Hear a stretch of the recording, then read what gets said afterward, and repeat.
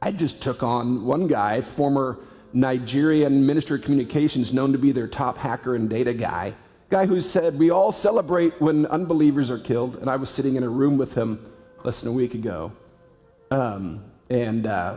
I sort of pissed that guy off. So we need to be secure. We were using Signal and Threema high-level security apps for all communication, and we need to continue that.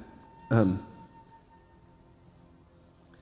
going to go backwards just a little bit so there's some context. I can't tell the whole story. We're just telling the story of our trip. But in 2019, we were there on what was a fun mission trip, traveling around and speaking, when a divine detour, completely Holy Spirit led, took us from where we were supposed to be going, a big event, into an internally displaced persons camp in the heart of their capital. These were Christians who had been driven out of their homes after witnessing unspeakable atrocities, everything taken away. And they ended up in this hellhole, unimaginable, and had been there at that time more than 5 years. And I promised to tell their story. I didn't know what that would entail. It's been now 6 years, and it's taken everything that we have. And when we ask for prayer at the end, it's going to be for my wife and family who have really suffered the most from this. We've been producing a documentary. That was early on as I started to dig into their story. I realized this is way more than just posting a few articles. And God spoke to me and said, you're producing a documentary film, and that's what we've been doing. And again, it's taken a lot longer, but I understand now why. There was a date with destiny built in.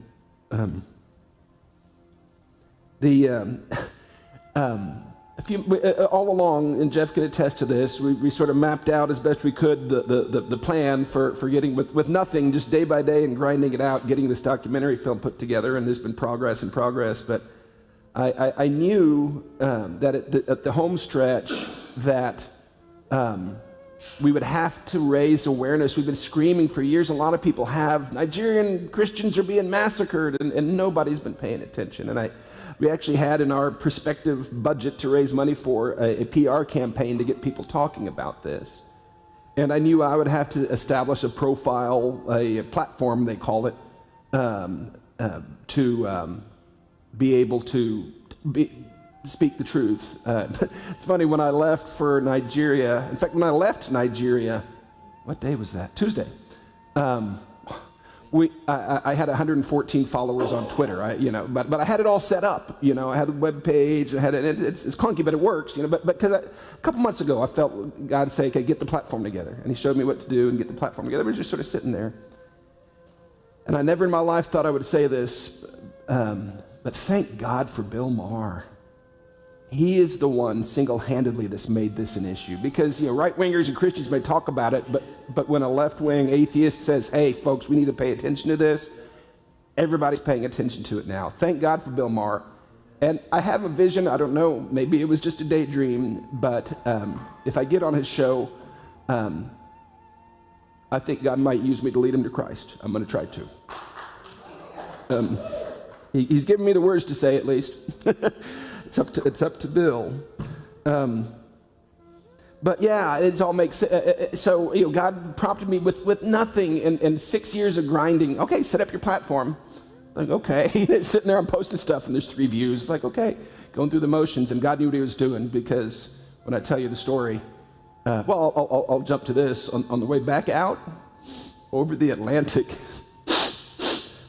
my phone started vibrating, Twitter notifications, and 5 hours later I had to shut it off because it was getting hot. And Jeff has video of that, and I'm crying. I let him hold it for a while because it felt like kisses from God. Wow, how did this story... I'm going to do some fast forwarding. In 2023 December... November, we were there, and Danny Wilson, presidential aide, Mr. Secret, been helping some. Sorry, I mentioned his name, Danny. said, keep digging, you're getting close. And I went back home and I reread a book that I'd read a couple years before, written by a former aide to the last Christian president. This aide's name was Omokri. All I knew was he wrote this book. And I reread it, I had some questions, I got online and found a website from 2017 that had a contact form, and I submitted that. He messaged me on WhatsApp about 5 minutes later and said, let's get on a WhatsApp call. I want to see that you are who you say you are. And we did, and I had a lot of cautions, and I had a lot of hesitation. In fact, I didn't know what was happening, but I felt that God wanted me to follow this path, and I'd tread it very carefully with integrity and caution. But there was a date with destiny that was in that. But on that call, he invited me to his birthday party in Kenya in January of 2024. All expenses paid, supposedly, with some very, very, very, very prominent Nigerians. And I went. Here's this bumpkin that couldn't, drove a truck with 300,000 miles and a leaky head gasket down to the airport, going with these true, cultural, political royalty of Nigeria, and became very good friends with some very dear people. Mr. Omokri came. I invited him on that trip to come visit in Blanco, and he did. This guy's, I found out during this time, the influencer of the year from Business Insider for Africa, and just a major influencer and a political hack. Very charming, professes Christ, engaging fellow. And I felt, and I spoke this, that he was cultivating me as a PR asset, stooge, so to speak, and puffing me up. But again, I just felt, as long as I don't compromise my principles, as long as I don't stretch the truth, I'm just going to walk this path and see where it leads. And there was a lot of benefit from it. The next trip to Nigeria, we had every door open to us, met with that former Christian president in his living room. This guy is way up there as far as statesman credibility, reputation. Good Luck Jonathan is his name, an amazing human being.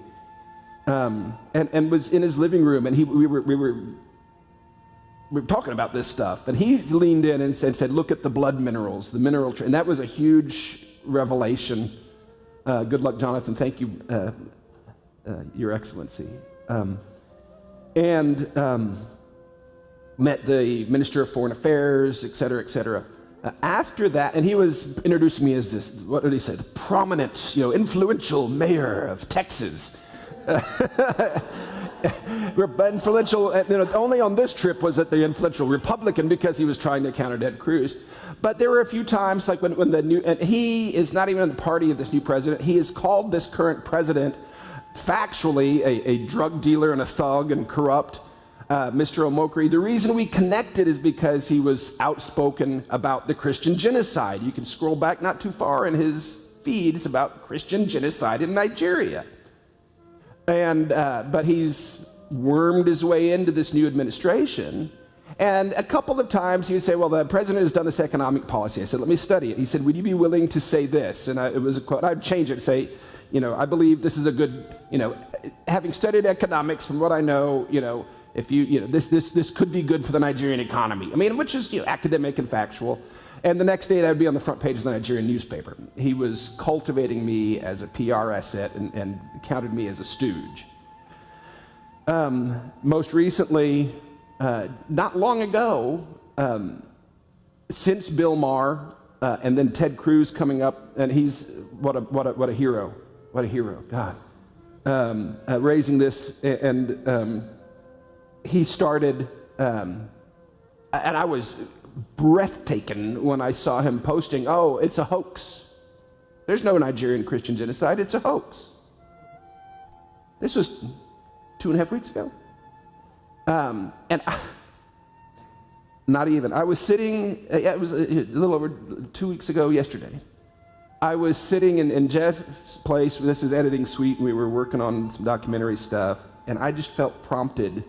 I thought it was done. I'm just gonna drop a bomb on this guy, tell him he's gone crazy, and cut ties with the guy. I can't be associated with that. And I felt called to rebuke him.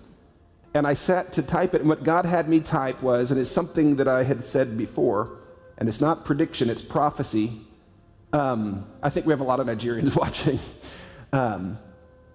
I said, what I texted or messaged on WhatsApp was, I want to remind you what I've spoken as prophecy. Whoever champions the cause of internally displaced people in Nigeria will be the next president of Nigeria and may well win the Nobel Prize. That was what I felt God, that was the rebuke. That, my heart was rebuked, but God had other plans. He didn't take it as a rebuke. I don't know what he took it as.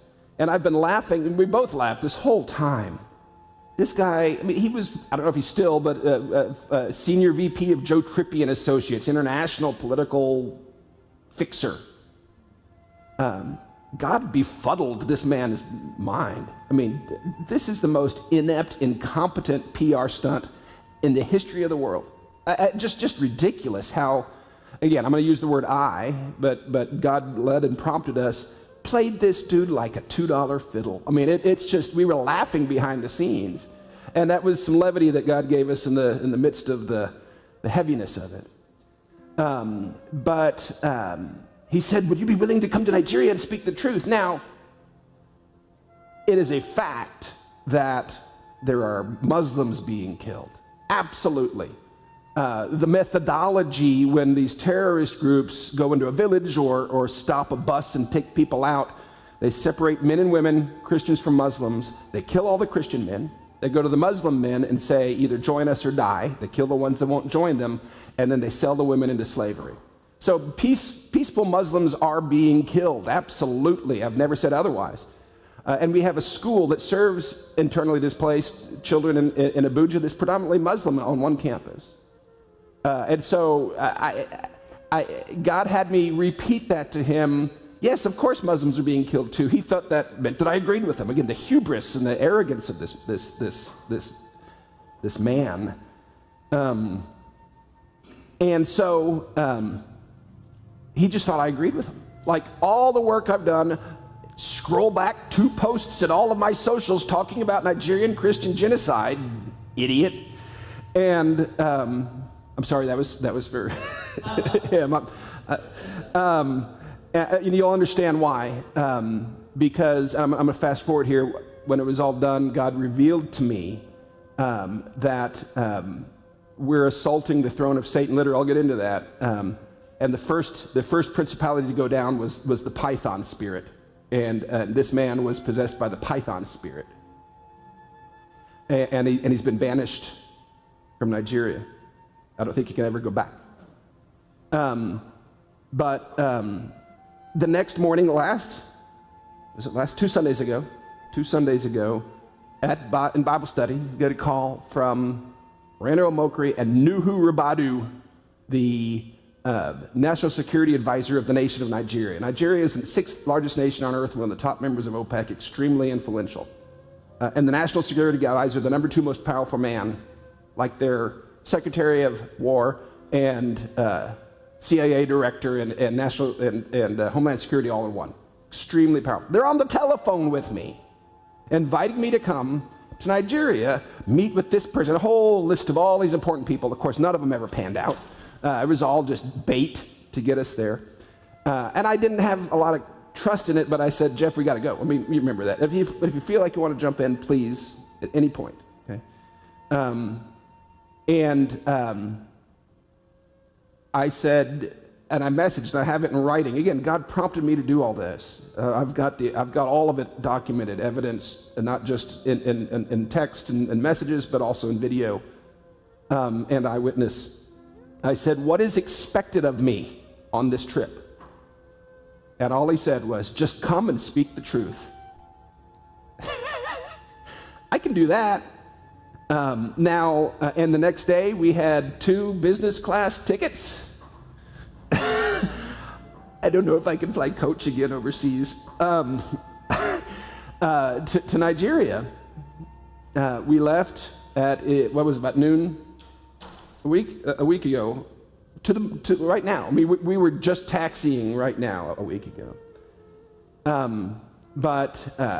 I started to feel the significance of what this was, and I have God has given me a lot of I'm just so you know, I see myself as a Forrest Gump character, okay? And so, again, I'm like, picture me sitting on that park bench telling and then I was there in the White House, and then I played ping pong. It comes across that way, and it comes across that way to me as I tell it, okay? I'm God's Forrest Gump in this, okay?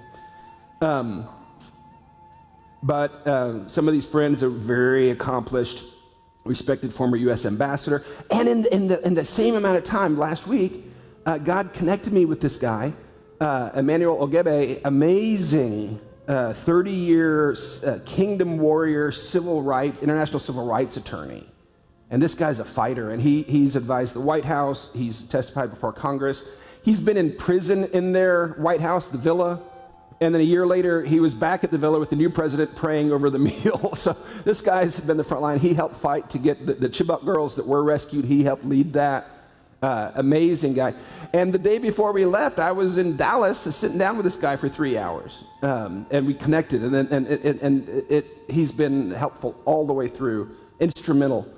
And talked to a number of the people. And everybody said, this is extremely dangerous. Extremely dangerous. And as you remember, when we were here 2 weeks ago, was it 2 weeks ago? It got heavier and heavier. Everybody said, this is what they do. They bring in these stooges, they run them through. Be careful not to get in any compromising positions. Make sure even photographs, just be mindful. And we were very diligent about that. We're going to be surveilled every second we're on the ground. There will be no private place. There will be no private data. So we took precautions to virtual private networks, turning off Wi-Fi and all that stuff.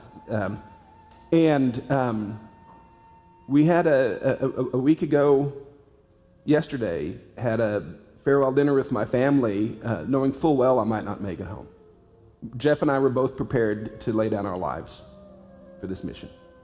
And it's easy to talk about, but when you're facing it yourself, it's a little different. You want to add to that? They need to hear your voice. Yeah, Mike makes it sound like I was a lot more confident than I was and than I am. But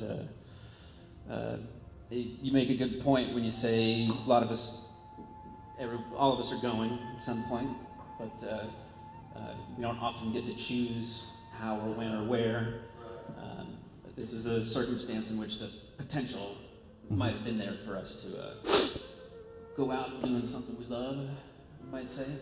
I could think of worse ways to be remembered. That's what gave me, A, it was God's will, and B, I could think of worse ways to be remembered. I had a couple years ago reconnected with some old college buddies for a birthday get together. There were 3 of us there, and I'm the only one still alive.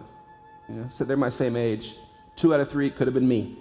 Could be any of us. We walk out this door and get hit by a truck. It is what it is. At least I could face it head on. And I thank God for that opportunity. And we had perfect peace. And you know what? They couldn't threaten me. What are they going to threaten me with? And also, and I've wondered why God has ground us down to nothing over this time, but I'm content. And how can you bribe a guy that's content with nothing? And I thank God for that. I thank God that he taught me how to be content with nothing so I could be unbribable. I hope he knows that I know that now. And I hope it turns around a little bit. But, and in the midst of this, working with this 30-year civil rights attorney, U.S. ambassador, also connected with these amazing people, these journalists on the front line. There's a heroic gentleman named Judd Saul. He's an American. Similar story. I don't know it in depth, but in 2019, God used him to discover something too, and it's been his mission as well. He's had a slightly different path, and I'm a big admirer of his work. And instead of doing a documentary like I've been doing, he started a network of journalists, and these are guys. They live under constant threat of death. They live in hiding. Everything is secure. And they go to these villages and these massacre sites when the blood's still on the ground. Some of those, you've seen some of these clips of the pastor in the hole talking about, they're killing Christians. One of these guys took that video, okay? And they've been doing this for years. Some of their posts, there's still gunshots. Well, Bokom's over there, but the army's come in and he's hiding. I mean, these are journalists. These are real truth seekers. And now they're my close friends. We chat on Signal and Threema, because Signal's blocked in Nigeria. Threema is a higher standard, but it's paid. And connected with them. And so with this collection of individuals, drafted an indictment of the nation of Nigeria for Christian genocide. And it's unmistakable, it's ironclad. There is no doubt what's happening. And had the ambassador and the barrister revise and refine, and we got it just right. And I intentionally felt prompted to draft it so that it was vague. It was building the case until the end when the conclusion, because I knew if I had a chance to present this, and people conjectured that they might just right there try to shut you down.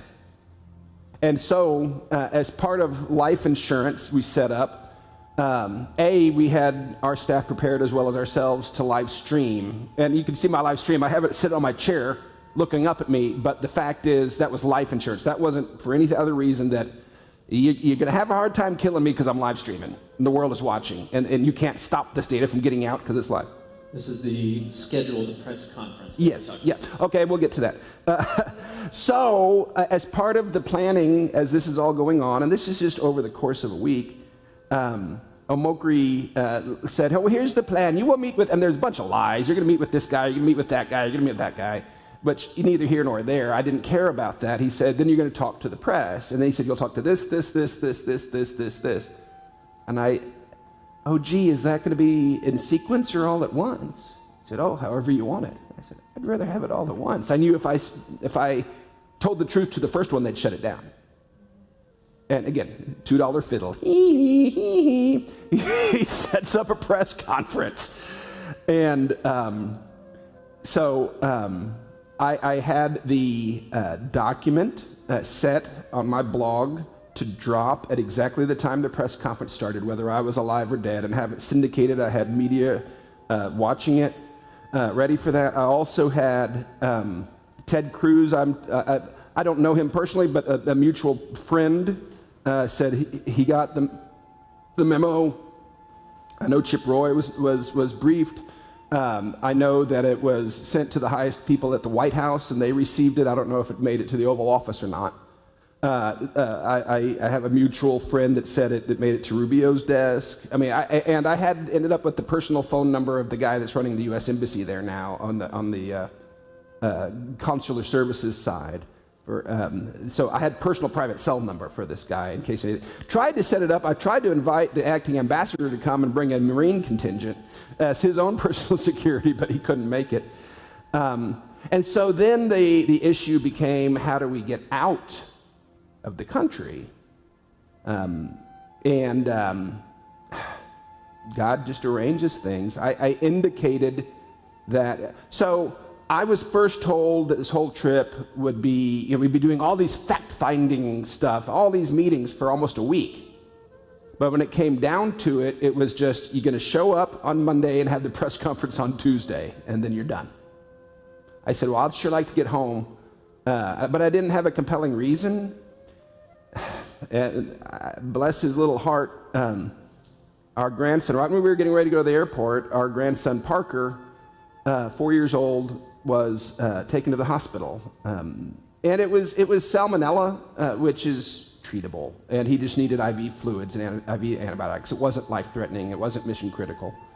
Not a good thing, but it wasn't something to worry about. But I told my wife, I said, honey, have Rachel post that picture right now, and you tag me in it and ask for prayers. And I was able there in Nigeria to show the guy. And they changed the flight so we could leave immediately after the press conference. They did. $2 fiddle. He set it all up. He set it where I could talk to the press all at once. And then he set it up where I could escape the country, and he never had a clue. This brilliant PR guy, God, what a bozo. I'm sorry, that's for my Nigerian friends. You'll understand why. Because when it was all said and done, God told me to finish him. This is the Python spirit, finish it. So I'm going to finish it. I think it's pretty much finished now. You have no idea how much the world is roasting this individual now. No idea how God has exposed this. So we get there, 30 hours of travel. You don't get time to change clothes much, you know. We breeze in there, staggering in with grubby clothes, and I wear an old fishing shirt when I travel because it's just comfortable. Gummy teeth, bleary eyes, bedhead, and we're led not to a bathroom, not a cup of water, not to our hotel room, straight to a meeting room with supposedly the chairman of the Christian Association of Nigeria. Ends up, it was an imposter. And this guy starts reading this talking points, you know, talking to the camera, not to us. We do a photo op and he leaves. And the next thing to come in are 3 imams from the north. One of them is on the record saying that we all celebrate when unbelievers are killed. I mean, these are known. My journalist friend said, "Oh, those are the backers. Those are the ones that are driving this genocide." Have you ever seen the old movies where the Arab trader has the knife behind his back and he's also charming? You know, oh, that's what this was. And we videoed everything on hidden camera. They thought they were surveilling us. Got that on hidden camera. Talking point, repeating the same phrases over and over, talking points. And then they want to do a photo op. And so we stand up together and I stand there like this for all the photos. They haven't been able to publish them. I'm sorry, but that's the only thing I could figure at the spur of the moment. It is what it is. I was told not to be in a compromising picture with these people, and so I made sure of that.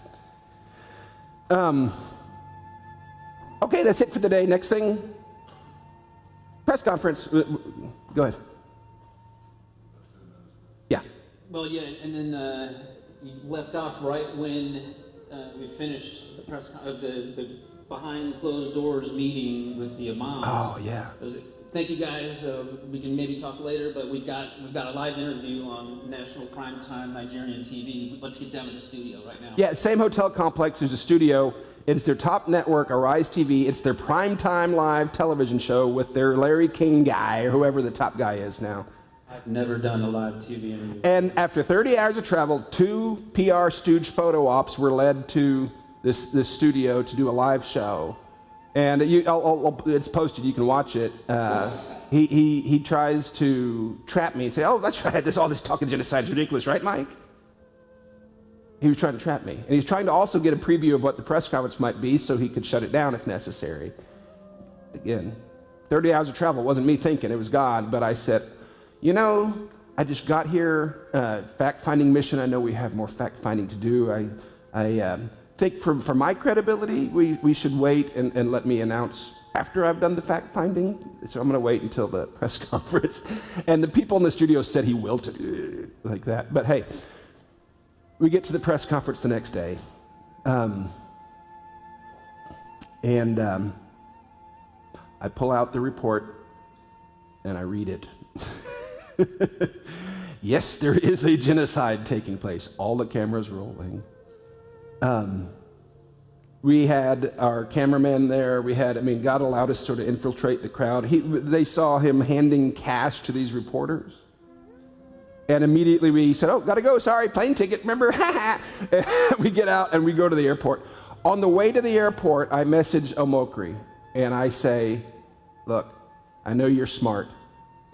You're on the wrong side of history here. You know, you can flip-flop on policies and party, but you can't flip-flop into the killing field. You're the one that said not long ago that this was a genocide." And I called him to repentance.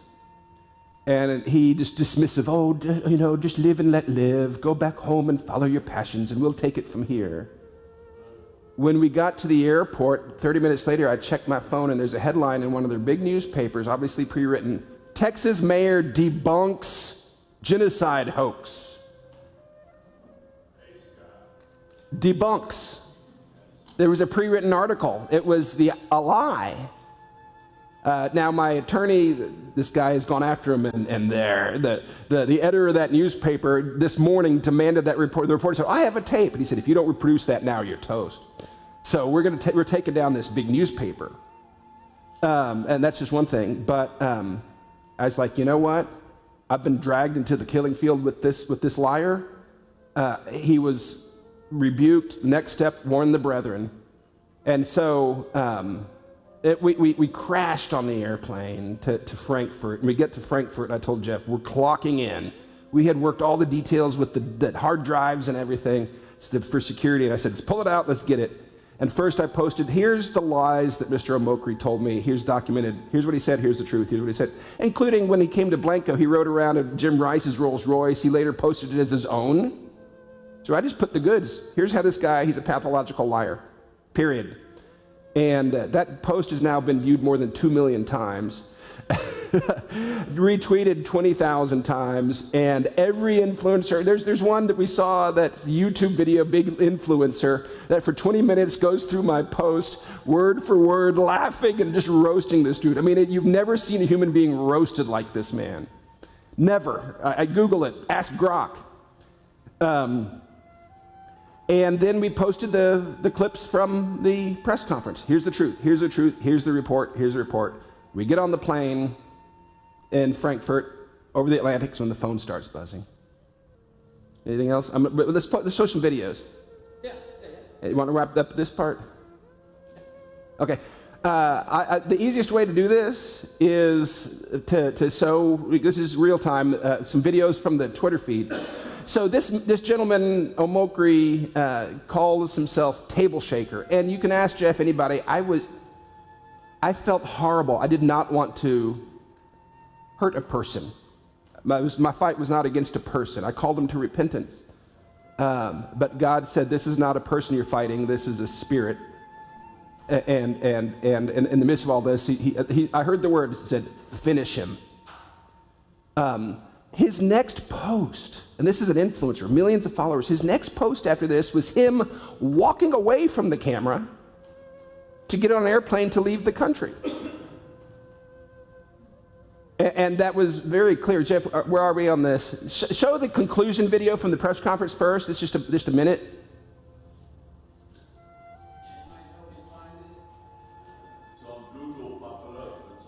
Yeah, it's on my Twitter feed. You got it? Just scroll down my feed. So God has used me. I've become an influencer. I'm still figuring out. You can show me how to use X a little better. I just don't know all the bells and whistles. But everything I post, get hundreds of thousands of hits, most of them. I'm going to show a little videos because God has had me walk in this since then.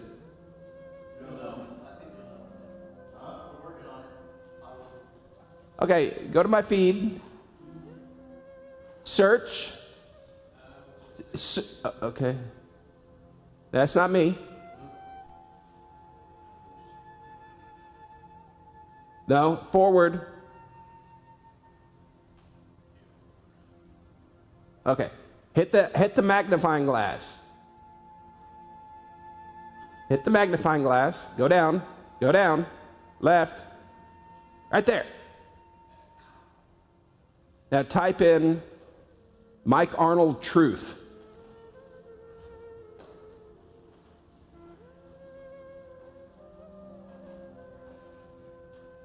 There you go. I'm high on the algorithm now. It's not hard to find. Okay.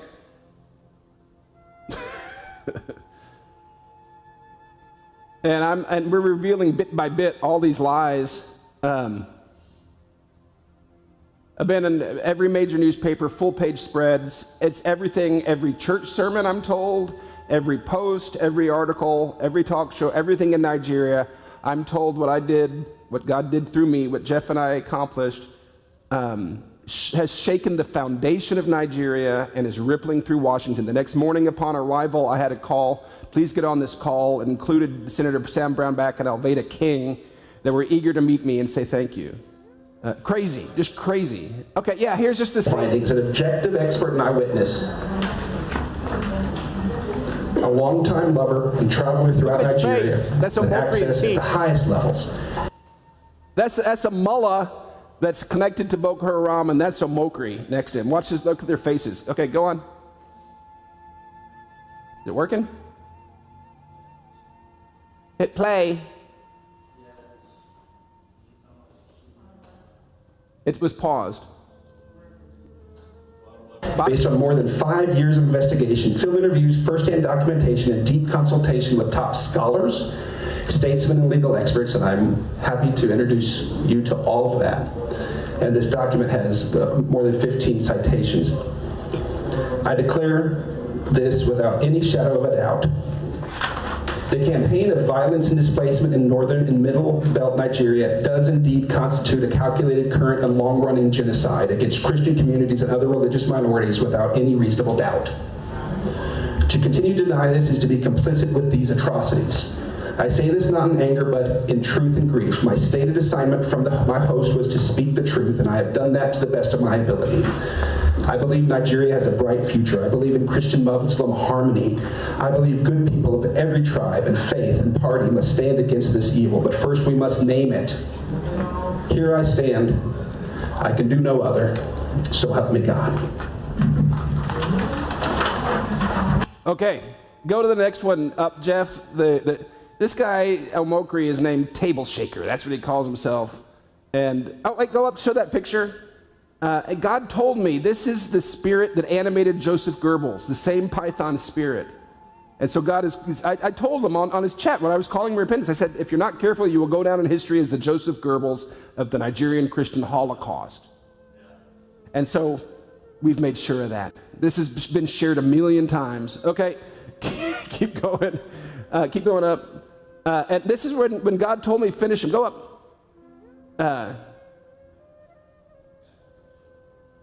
You know what it is. God told me to, this I'm having fun now, folks. And this is how you play social media, I guess. There we go, right there. Okay, hit that one.